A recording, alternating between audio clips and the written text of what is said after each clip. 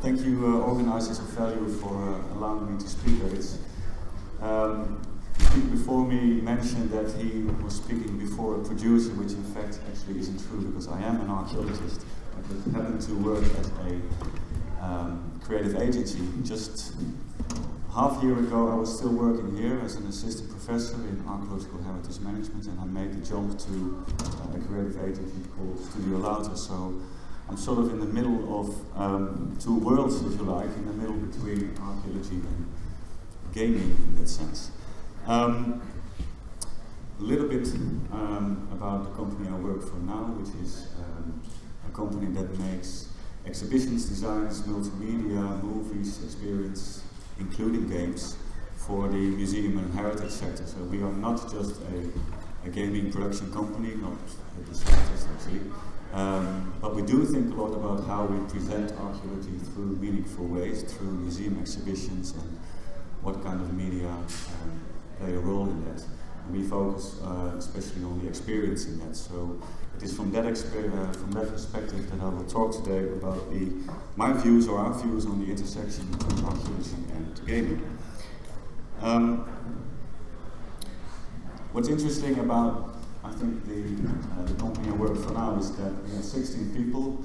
Half of them are actually historians, archaeologists and art historians, and the other half consists of developers, museum technicians, graphic designers. So what I did is I asked them, look, I have this talk about archaeology and gaming, which is sort of what we are all about, so let's get together and think about this, because we are constantly debating the difficult line between scientific objectivity, accuracy, how to present that,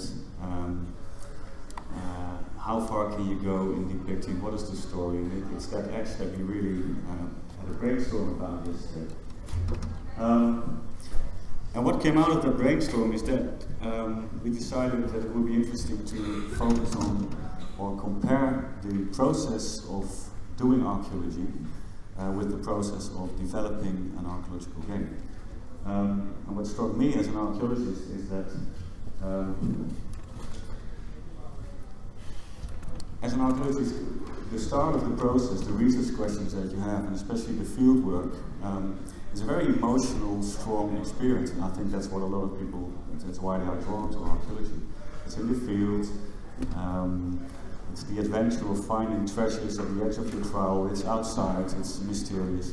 But somehow, as a field, and obviously this is not true for all archaeologists, but I think as a discipline, when we are creating these archaeological worlds, and a couple of years later we are presenting these past worlds to the public, we lose part of this emotion, we lose part of that excitement, especially when we publish boring books or archaeological conferences, and half of you probably have been there, and it's sometimes quite hard to feel the emotion. But on the other hand, the view that we have of developers who are developing a game is something like a nerd behind a computer writing code, and somehow the worlds that they create seem to entice a lot of people. So what is archaeology doing wrong, and what can they possibly learn from the process of developing a game? Well, what I'll argue is that in effect it's all about emotions, that you have to think cleverly about designing your emotions in your archaeological past. And I think that ultimately, if we do that, then the passion comes back in how we convey archaeology to the visitor. And the visitor can be a player or a museum visitor. I don't think there's a big difference. So, to focus a little bit on the process of archaeology, how many of you are archaeologists or see themselves as archaeologists? I think that's sort of half, so I think we're good in this sense. So this is a very, very, very, very simplified view of archaeology, but I think ultimately it does start with an idea or a hunch or a theory. We go out in the field, we excavate, we look for scattered data. It's not complete, it's bits of data. With that data, we compile the pieces of a puzzle. We fit together our view of how a past society would have been. We test it constantly against the data that we found, and ultimately we build a worldview. What was it like to live in ancient Rome? What were the rules of society? what we do then is then, as soon as archaeologists have built this world, this objective world, we sort of think that we can give it to a museum, put it in a museum, and then expect people to make sense of it all. This is something that we experience quite a lot. Conservators are quite a difficult bunch to work with. They have very specific views about objectivity. They don't want to make any leap towards emotional subjectivity. This is what it is. Deal with it. But it doesn't really emote the general visitor. If you just have a typical display next to a model or next to a vase and it says vase, ancient Greek, 2nd century BC. What does that mean? It doesn't mean anything. On the other hand, when people are playing games, they can also deal with these ancient worlds, for instance, a model or a reconstruction of a Roman world, and they do feel this emotion. And just to make my point, what does it lead to? I think this is important because archaeological book launches and prize awards look like this, while the gaming industry looks like this. So there is a big difference, and we have all been to these events. This is the result of 5 years of very hard work. But how do we get to this? Well, as I mentioned, I don't think that as soon as the archaeologist or the historian, as soon as he has finished his research, as soon as he has finished his view of the world, his model of the world, I don't think it's enough to just hand over that world to a game developer, rebuild it, just like Roy said before. You can't just rebuild the world in itself and then expect people to be emotionally engaged. We can't put a model of the Notre Dame into a game and actually expect people to still feel emotionally engaged with. It does help, I think. It would be great to walk around with it, and it is, if you look at Assassin's Creed. But there's still something missing. And what is missing? Well, I think when we talk about the power, when archaeologists talk about the power of video games, they focus a lot on the visual accuracy of these worlds that we can create. But I think that's not the right way to go. So if you look back at the archaeological process about building a world, what the mistake that archaeologists, I think, make is that they see building a gaming world as the same process. Because they look at developers making a game just as we do. But why do they succeed in stimulating the visitor and we don't? Well, this is because they don't see something which actually happens way before that, and that is this. Game developers, but also museum exhibition designers, they think very first about what is it that we wish to convey, what is the message, and we talked, Roy spoke about it, what is the message that we want to convey, what is the perspective that we take into a game. I mean, with whose perspective are we inhabiting the world? There is interaction, people can constantly interact, they can change, they can get feedback, they feel like they can actually make a difference. There's a very strong story, there is a genre. I mean, certain games are funny games, there are drama games, there are horror games. I mean, it's just like a movie. Then game developers think very hard about these things. And this is what we call emotion design. This is what we are allowed to also use for developing exhibitions or multimedia or any kind of process.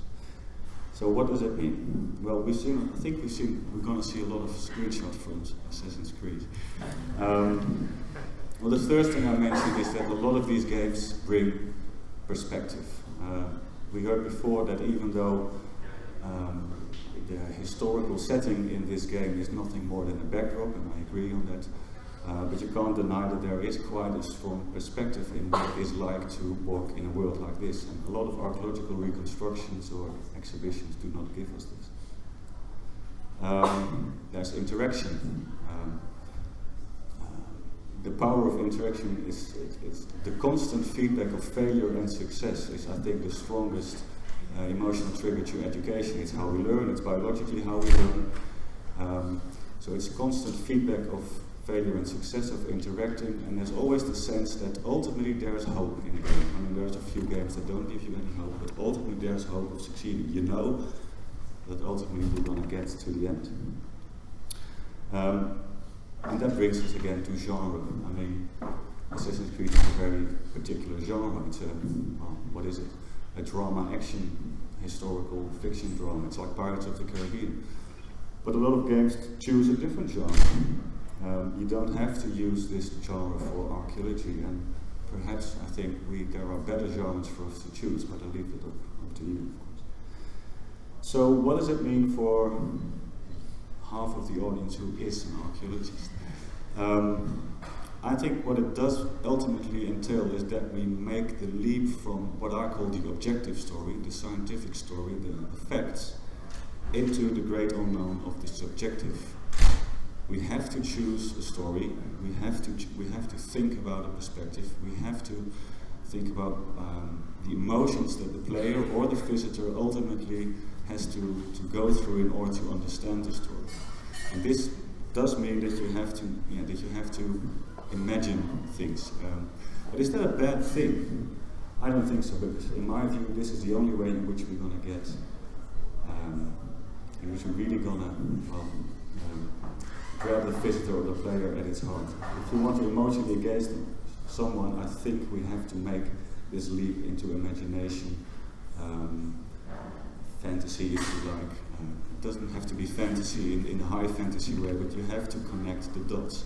Now, archaeologists are very, very, very bad in saying they all have a hunch, they all like Lord of the Rings, they all fantasize like crazy, but as soon as you ask them, so what does it mean? Does it mean that these people have? Oh, I don't know. Let's do it. Let's be honest about it. So, what does it mean making the leap?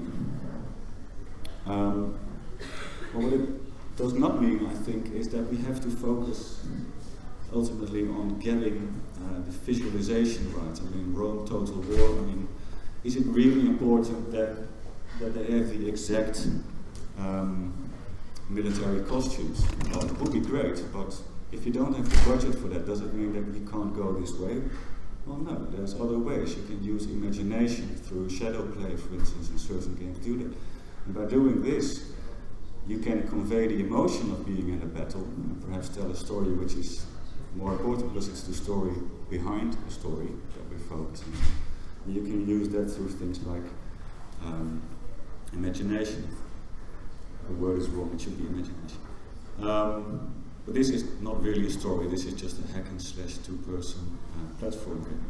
But you can use the same thing in telling a real emotional story. This is actually from Harry Potter, a little scene in between. But it does, I mean, just by shadows and play, it tells this really evocative story. And the good thing about it is everyone knows that you are not trying to make historical accuracy in terms of visualization, but you're focusing on the story. The funny thing about this is that actually, if you go down this route, you get into heritage, because shadow play, for instance, just an example, is already a piece of presentation, telling, story mechanism in itself. Another good example, I think, is what we've heard before. I think this is a fantastic game, Never Alone.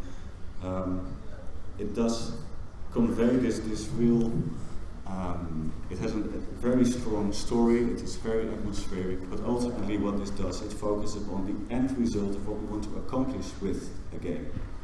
I mean, what is the desired end result? For a lot of developers, big developers, it's you consumers buying a game. But as archaeologists or other producers or indie producers, we can think about what does it actually want to accomplish with archaeology. Is it a changed attitude towards the cultures of other societies? Is it a changed behavior towards preserving games? Is it peace? What is it? I mean, why do we do archaeology? It's the ultimate goal of what we want to accomplish with our games. I think that's what we should focus on. Just another example of a game that really excels, I think, in telling a powerful story. I don't know if anyone knows this game. It's called The Dragon. It's about a little boy, his story. He ultimately dies, he has cancer. And the way this is visualized is so, it's abstract, it's strong, it's emotional, and that's what it is. It's about the end result of trying to get people, get them emotionally to change their behavior instead of focusing on all the bits and the bobs of what archaeology, of what cancer is. It focuses upon what the human experience of cancer is. You don't need a strong story. You've got games like this. I forgot the name. This is real Japanese name. Sorry? Yeah. It's biology. It's evolution. There's a very one strong emotion, which is, I think, eat, eat, eat. But the ambience of this is fantastic. So you can actually understand biology by eating constantly and emotionally feeling your, well, what is it, unnerving. So to sum it all up, I think what emotion design for us means, it's Studio Louter, but I think what archaeologists could learn about this. There's some steps in this, and I don't think there's a lot of time left, but if I can have a couple of minutes. I think the first step in this is what we call setting the scene. It's making a foundation of what are the scientific, objective, historical facts, what are the assumptions that we have, and this is very hard to get from researchers. What are the limitations of what is our budget, what is the time limit, what is the space when we talk about exhibition design. Very important, what is the ambition, what do we ultimately want to accomplish with telling an archaeological story. Then we look at the objective story, so that's the historical story, accurate archaeological story as we know it. Then we start thinking about the subjective story, we start thinking about narratives, perspectives, things like that. And this is all about the story behind the story. Why does a certain archaeological story matter? Which is something to do with morale, for instance. Ultimately, what we do then is we try to figure out what is the overarching emotion or genre that fits this morale. Is it a horror? Is it a romantic comedy? Is it a hack and slash? I mean, is it disgust? What is the overall feeling that we want to convey? Then we start to deconstruct these emotions, like a scenario or composition, like in a good movie you play with different emotions. And any good game does this, I think. Ultimately we present this, and this can be a game or a museum display, doesn't matter. And ultimately what we hope to decide, what we hope to get to is changed attitude or changed behavior from the visitor. So what I'd like to ask you all to do is, especially the archaeologists, the scientists in this in the audience, make the leap from the objective into the subjective. Try to emotion design your research, and I think one very good way of doing this is to look at your own research and to think about if this would be a game or if this would be a movie, what genre would it be? Would it be a romantic comedy about Neolithic life? Is it a horror story about the Second World War? Think about it in that way, and this is my takeaway message, and perhaps something for the workshops tomorrow. So, thank you for your attention.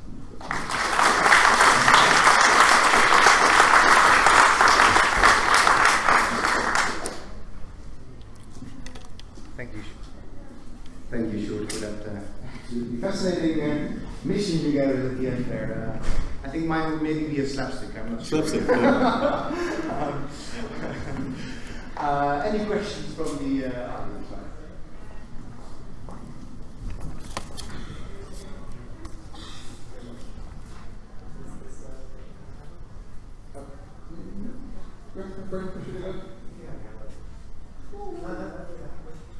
You want to? There you go. Get to go first. Thanks. Well, I don't think it was much of a question, more of a remark. You mentioned that archaeologists need to pay more attention to the genre and to emotional engagement and subjectivity and the realm of emotion. And I just wanted to mention that as an archaeological student speaking right now, about a year ago we actually did this really big end-of-term project that had to deal with emotional engagement, subjectivity, playfulness, and trying to let go of the real strict archaeological norms. I mean, people made digital comic books about Maya mythology and stuff like that. So it's really not as, I mean, you were really phrasing it as if we were 10, 20 years behind. You're absolutely right. I think because I'm an archaeologist myself, I feel quite limited to make these remarks. But you're absolutely right, and I'm very glad to hear that you are doing this. I just want to set that tone a little bit. Now, I think in one way I'm sort of preaching for my own choir in that sense. I think everyone here will agree that subjectivity in games are an interesting way to. It's the people who are not listening from the faculty, I think, which yes, you should be listening. Yes. Listen. But thank you for a remark. No, I'll get back to you. To attach a little bit to that as well. I think for students, and I think everybody here in the hall, it should be clear that this is where you should go. And still, there's interesting and surprising questions like what genre would my research be. But if you then, in fact, become part of this mainstream academic apparatus, this is not where you get your funding money for. This is not where you get your permanent contracts for. And that is something, in that sense, maybe you're there already, but the people out there that are paying our wages, they're definitely 10, 20 years, so I have in academia there is some room for this, but especially 90% of archaeology is in commercial archaeology, and there is no room for subjectivity there whatsoever, even though there it's the most important, because that's where archaeology meets society. So, and make no mistake, I mean, designing emotions, as you say, starting with the objective story, you have to have a little bit of self-promotion. I'm now doing a podcast, History of the Caribbean, 100 Objects, and I didn't really think about it as designing emotion, definitely about designing a story. It's not even history, but it's a story about the Caribbean. And for that, you have to have a lot of background knowledge on those objects that you're talking about. If you don't have it, you can't really engage with them in the same way, and you can't really tell the story that you want to tell. So there's a lot, and archaeological research is, of course, very, very costly. And then the story always comes at the end. Although there, even in archaeology, the big books, there are stories in there. I mean, there's the Goddess in the Pool. That's a great example of an archaeological story that is also fact-filled. So yeah, for sure, just as a comment. And I'll get back to you now. Cool, thank you for the speech. Can you give us... thank you as well. Could you give us an example? Could you give us an example of maybe one of the favourite things that Studio Louter has done, or something that drew you to them as a studio? Sorry? What drew you to work with Studio Louter, and can you give me an example of the work that they do? Well, it's quite hard to give a proper example of a gaming game, because most of the games we develop are in a museum, so they're more interactive games. Multimedia shows interactions where you can touch things with your foot, for instance.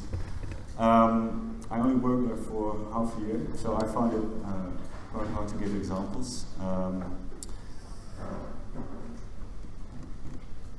We are currently, for instance, working on Museum Boerhaven, which is a big scientific museum. We've done a lot of work on the NEMO, which is a science center. I think I'll talk to you about this later. I don't have anything on screen. But I think the important thing is that we focus a lot on museum exhibitions as a particular story. And sometimes we need a game for that, but sometimes a model is fine, and sometimes a reconstruction drawing can be fine. It's more, I think, we focus a lot on games, and obviously they have a lot of power, but they have their limitations as well. So it's more in the whole assemblage that when we use emotion design, I think if you proper emotion design within archaeology, at one point you will decide, do I need a game or do I need something else? Even though a lot of archaeologists or nowadays museum professionals come to us with, we need a game. And we're like, okay. So sorry, but yep.